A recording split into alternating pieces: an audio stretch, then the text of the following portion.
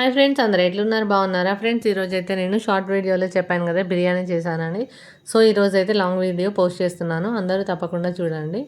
So నేనైతే 1 KG chicken తీసుకున్నాను, అలాగే 1 కేజీ రైస్ తీసుకున్నాను. సో సేమ్ క్వాంటిటీలో తీసుకున్నాను. సో రైస్ అయితే 2 టైమ్స్ వాష్ చేసి మనం నానబెట్టుకుందాం కాసేపు. చికెన్ని కూడా అలాగే వాష్ చేసుకుందాం. సో ఇప్పుడైతే చికెన్ని కూడా వాష్ చేసుకున్నాం కదా. ఇవన్నీ బిర్యానీకి కావాల్సినవి: కొత్తిమీర, పుదీనా, పచ్చిమిర్చి, అల్లం, పెరుగు, నిమ్మకాయలు ఇవన్నీ. సో ఇప్పుడైతే చికెన్లోకి మనము ఒక 1 స్పూన్ పసుపు వేసుకున్నాము, అలాగే ఒక 2-3 స్పూన్స్ కారం, 2 స్పూన్స్ అల్లం, అలాగే 1 కప్పు పెరుగు, ఒక 4-5 పచ్చిమిరపకాయలు, అలాగే పుదీనా, కొంచెం కొత్తిమీర కూడా వేసుకున్నాము. సో ఇప్పుడైతే నెక్స్ట్ 2 స్పూన్స్ మసాలా వేసుకుందాము, అలాగే నెయ్యి వేసుకుంటున్నాను. సో ఒక 3 నిమ్మకాయలు అయితే కట్ చేసుకొని గింజలు తీసేసుకొని రసం కూడా వేసుకుందాం. 2 టేబుల్ స్పూన్స్ ఉప్పు అయితే వేసుకొని మొత్తం అంతా చికెన్కి పట్టే విధంగా మనం కలుపుకోవాలి. సో ఇప్పుడైతే మనం ఇదంతా కలుపుకున్నాం కదా, మూత పెట్టేసి ఒక 1/2 అవర్ పాటు ఫ్రిడ్జ్లో పెట్టుకుందాం. ఇప్పుడైతే మనం ఫ్రిడ్జ్లో పెట్టుకున్నాం కదా, ఇప్పుడు ఒక 1/2 అవర్ అయింది. మనం ఫ్రిడ్జ్లో నుంచి చికెన్ని తీసి ఇప్పుడైతే బిర్యానీ స్టార్ట్ చేద్దాం. సో ఇప్పుడు మనం ఈ చికెన్ని పక్కన పెట్టేసి ఒక గిన్నె తీసుకొని తగినన్న వాటర్ వేసి స్టవ్ మీద పెట్టేసుకొని, అలాగే ఇప్పుడు ఒక 4-5 పచ్చిమిరపకాయలు, హోల్ గరం మసాలా, స్పైసెస్ అన్నీ వేసుకుందాం. అలాగే ఒక 1 స్పూన్ అల్లం కూడా వేసుకోవాలి, కొత్తిమీర, పుదీనా, ఒక 1 స్పూన్ అల్లం, తగినంత ఉప్పు, అలాగే ఒక టేబుల్ స్పూన్ ఆయిల్ కూడా వేసుకోవాలి. సో నెక్స్ట్ అయితే ఇంకో గిన్నె పెట్టుకొని కొంచెం ఆయిల్ వేసుకొని మనం ఇందాక కలిపి పెట్టుకున్న చికెన్ ఉంది కదా, అది కూడా వేసేసుకుందాం. ఒక 30% మనమైతే చికెన్ని ఉడికించుకోవాలి. సో ఇప్పుడైతే మనం చికెన్ వేసుకున్నాం కదా, ఒకసారి అంతా కలుపుకుందాం.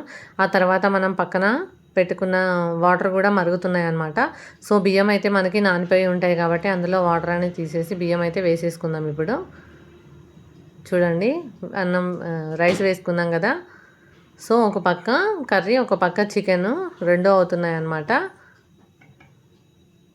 సో ఇప్పుడైతే మనకి చికెన్ కర్రీ రెడీ అయిపోయింది. సో అన్నం కూడా ఉడికిపోయింది. అన్నం అయితే ఒక 70% ఉడికించుకున్నాం కదా మనము. సో ఇప్పుడైతే ఒక గిన్నె పెట్టుకుందాము దమ్కి. సో ఈ మాత్రం ఉడికితే సరిపోతుంది. ఇప్పుడు ఒక గిన్నె తీసుకొని అలాగే ఒక 3-4 స్పూన్స్ నెయ్యి వేసుకుందాం. నెయ్యి వేసుకొని గిన్నెకంతా స్ప్రెడ్ అయ్యే విధంగా అనుకుందాం. ఇప్పుడు మనం ఉడికించిన అన్నం ఉంది కదా, అందులో కూడా వేసేసుకుందాం.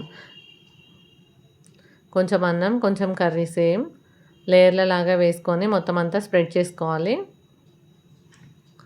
సో ఇలా వేసుకున్నాం కదా, ఇప్పుడైతే మనము ఫైనల్గా కొంచెం కొత్తిమీర కూడా కట్ చేసుకొని వేసుకుందాం. సో ఇలా స్ప్రెడ్ చేసుకున్న తర్వాత ఫైనల్గా కొత్తిమీర కూడా వేసేసుకుందాము. కలర్ వేసుకోవాలి అనిపిస్తే మీరు వేసుకోండి, అది మీ ఆప్షనల్. సో ఇప్పుడు 10-15 మినిట్స్ అయితే దమ్ పెడదాం.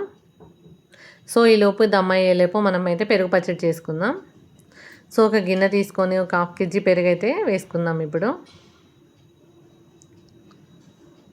పెరుగు వేసుకున్నాం కదా, ఈ లోపల మనము ఒక ఆనియన్, కొంచెం క్యారెట్ తురుము, కొత్తిమీర ఇవన్నీ కట్ చేసుకొని పక్కన పెట్టుకోవాలి.